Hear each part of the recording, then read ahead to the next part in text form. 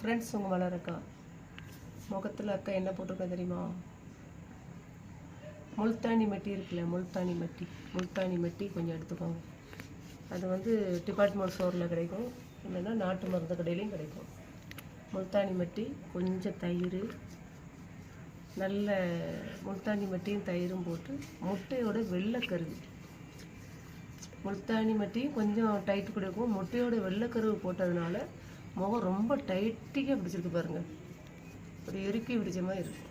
முல்தானி மெட்டி தயிர் கொஞ்சம் போட்டு நல்லா கிண்டிட்டு வெள்ளைக்கருவை போட்டு நல்லா கட்டிலாமல் நைஸாக நல்லா கரண்டி வச்சு நல்லா பண்ணிங்கன்னா திட்டுத்திட்டா இந்த முல்தானி மெட்டியும் தயிரும் ஒன்று போல் மிஸ் ஆகணும்.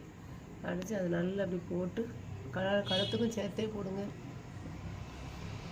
கழுத்துக்கு சேர்த்து போட்டு இப்படி கம்முன்னு உம்முன்னு இருக்கணும்.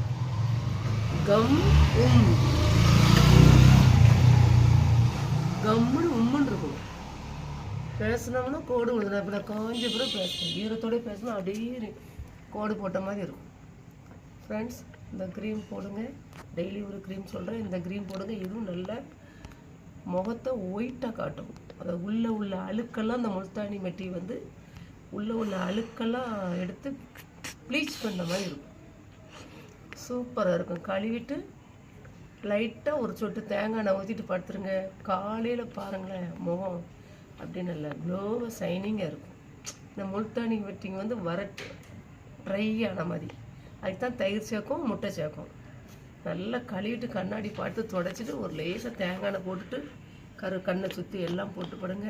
இந்த டைட்டாக உள்ளதுக்கும் இந்த எண்ணெய்க்கும் நல்ல முகம் தகான்னு நல்லா க்ளோவாக அழகாக இருக்கும்.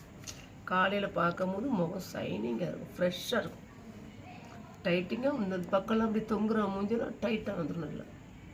ஃப்ரெண்ட்ஸ், செஞ்சு பார்த்துட்டு சொல்லுங்கள் என்ன.